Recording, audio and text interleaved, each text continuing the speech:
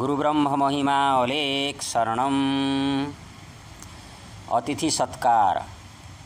स्वयं परम ब्रह्म ने ब्रह्म अवधूत प्रबुद्ध संन्यास स्वरूप में अयोनि संभूत पूर्वक अवतरित होकर सत्य सनातन महिमा धर्म का प्रवर्तन किया है।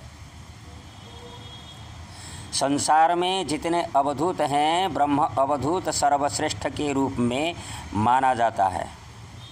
कारण इस धर्म में केवल एक अद्वितीय सनातन निर्गुण सच्चिदानंद ब्रह्म की विशुद्धात्मक ज्ञान भक्ति योग से निष्काम से उपासना की जाती है। ब्रह्म अवधूत सन्यासी आवाल्य ब्रह्मचारी तत्ववेत्ता ब्रह्मनिष्ठ सिद्ध साधु होते हैं। कुलावधूत तत्वज्ञो जीवन मुक्तो नराकृति साक्षपुन्नारायण मत्वा गृहस्थस्थं प्रपूजयेत। महानिर्वाण तंत्र। श्री शंकर जी कहते हैं, तत्वज्ञ ब्रह्म अवधूत मानव रूप धारण करने पर भी गृहस्थ उनको साक्षात नारायण स्वरूप की तरह मानकर पूजा करेंगे। यतेर दर्शन मात्रेण विमुक्तः सर्वपातकात् तीर्थ व्रत तपोदान सर्वयज्ञ फलम लभेत। महानिर्वाण तंत्र। पुनः कहते हैं, ब्रह्म अवधूत संत जी का दर्शन करने से मनुष्य संपूर्ण पापों से मुक्त हो जाता है और भी समस्त तीर्थ व्रत तपस्या दान और यज्ञानुष्ठान के फल प्राप्त हो जाते हैं। गृहस्थ दान करना हो तो सतपात्र में दान करें। के हेतवो ब्रह्मगतेषु सन्ति सत्संगति दान विचार तेषाम। मणिरत्नमाला। आद्य शंकराचार्य जी बोले हैं, ब्रह्म को प्राप्त करने हेतु प्रथम रास्ता क्या है? सत्संग और वास्तविक दान है। पुनः बोले हैं, दानम परम किंच सुपात्र दत्तम। अर्थात दान क्या है? सत्पात्र में धन का विनियोग करना। सत्पात्र क्या है? ब्रह्मवेत्ता च तेभ्योऽपि पात्रं विद्या तपोन्वितः। गरुड़ पुराण। ब्रह्म विद्या शिक्षक तपोयुक्त ब्रह्मज्ञानी ब्रह्मनिष्ठ सन्यासी उच्च कोटि के सतपात्र हैं।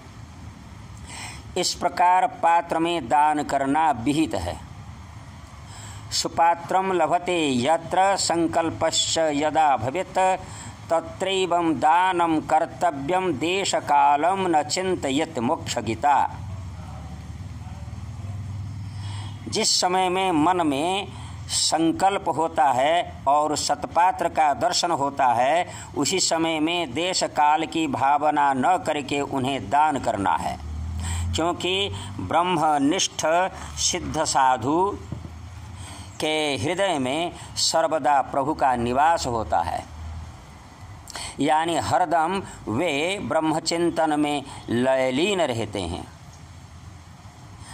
विमलमतीर विमत्सरः प्रशान्तः शुचिचरित्रो खिलसत्वमित्रभूतः प्रियहितवचनो स्तमानपामायो वसति सदा हृदि तस्य वासुदेवः।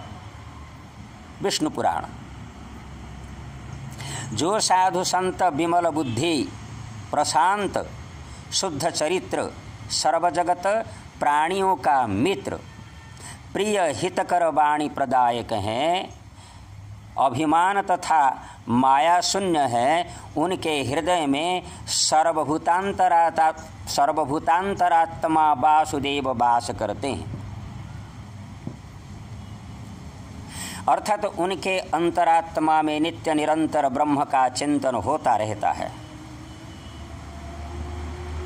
येषा संस्मरणा पुंसां सद्यः शुद्ध्यन्ति वैगृहा किम पुनर्दर्शन स्पर्श पाद शौच सनादिभिः। श्रीमद्भागवत महापुराणम। साधु संतों के स्मरण, दर्शन, स्पर्शन, पद प्रक्षालन, आसन आदि संत सेवा कार्य गृहस्थ व्यक्ति करने से समस्त प्रकार शुभ फल मिलते रहते हैं। संत कवि भीमभोई जी स्तुति चिंतामणि ग्रंथ में बोले हैं, साधु संतों की सेवा के बिना जो व्यक्ति दूसरा कुछ नहीं जानता है तब उसे गृहस्थ भक्त कहा जाता है।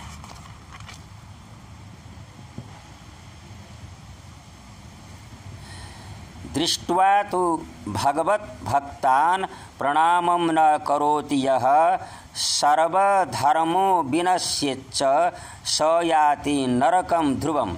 पद्म पुराण।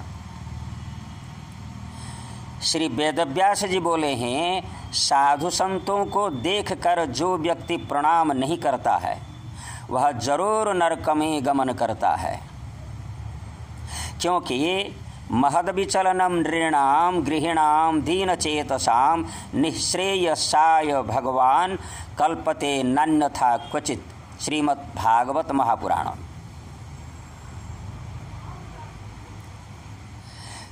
दरिद्र चित्त अर्थात भगवत भजन का अभाव चित्त वाले सत्कर्म रहित व्यक्तियों के मंगल साधन करने के लिए महत ब्रह्मज्ञ साधु संत विश्व में विचरण करते हैं। अन्य कुछ उद्देश्य नहीं है। ये जितने तथ्य कह गए ब्रह्म अवधूत सन्यासियों को ही वास्तविक अतिथि बोला जाता है। कारण ये सब सन्यासीगण एक ग्राम में एक रात्र निवास करते हैं और गृही के गृह के भीतर आंगन में प्रवेश नहीं करते हैं, इसलिए उन्हें वास्तविक अतिथि बोला जाता है। एक रात्रम ही निवसन्नतिथिर्ब्राह्मणः स्मृतः अनित्या हि स्थितिर्यस्मात् तस्मादितिथिरुच्यते। मनु महाराज जी बोले हैं, केवल एक स्थान में एक रात्रि ठहरने वाले ब्रह्मविद ब्राह्मण अतिथि नाम से सिद्धांत है। न स्थिति इति अतिथि अर्थात अवस्थान अनित्य हेतु उन्हें अतिथि बोला जाता है।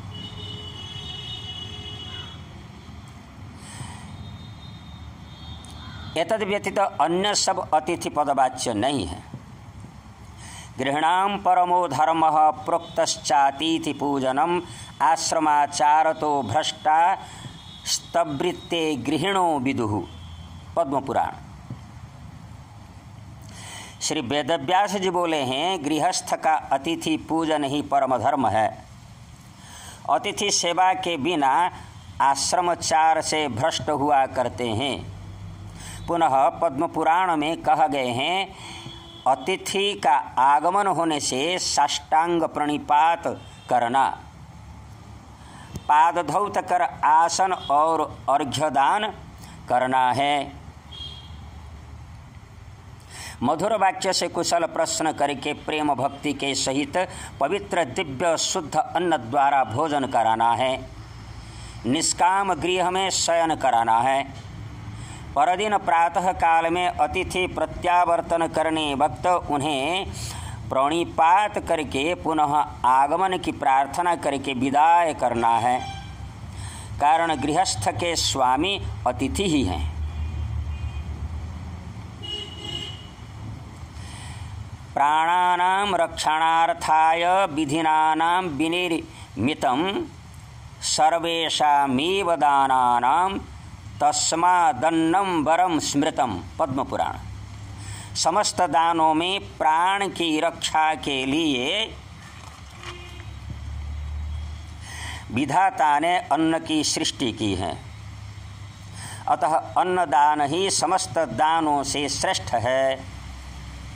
अतिथिर्यस्य भग्नाशो गृहात् प्रतिनिवर्तते स तस्मै दुष्कृतं ददभ्या पुण्यमादाय गच्छति।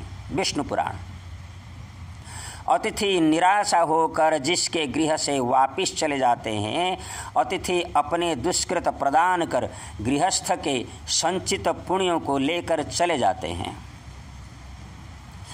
एक एवातिथिर्येन भक्तिभावेन पूज्यते हरितस्य हरिः सद्यः पातकं कोटि जन्मजम। पद्म पुराण क्रियाखंड। जो गृहस्थ व्यक्ति केवल एक अतिथि की भक्ति भाव से सेवा पूजा करता है, उसके कोटि जन्मों के किए हुए पापों को तुरंत ही विनाश करते हैं। अतः अतिथि सेवा पूजा के बिना गृहस्थ की गति नहीं है। पाषंडिनो विकर्मस्थान बैताल वृत्तिकान सठान हेतुकान बकवृत्तिश्च बांग मात्रेणापि नार्चयेत। मनुस्मृति। पाषंडी अर्थात वेद निंदुक, वेद विरोधाचारी।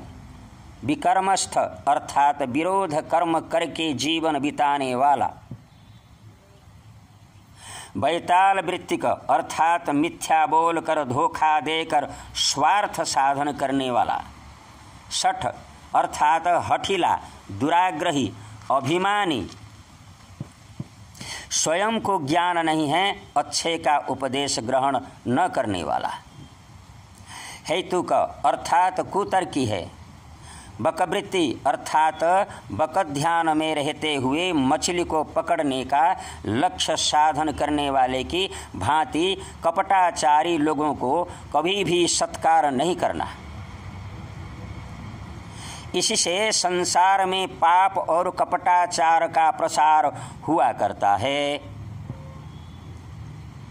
जैसे पत्थर से बनी नैया के द्वारा जल में निमग्न होना पड़ता है, वैसे कर्मकांड यज्ञदाता और ग्रहीता दोनों अधोगति को प्राप्त करते हैं।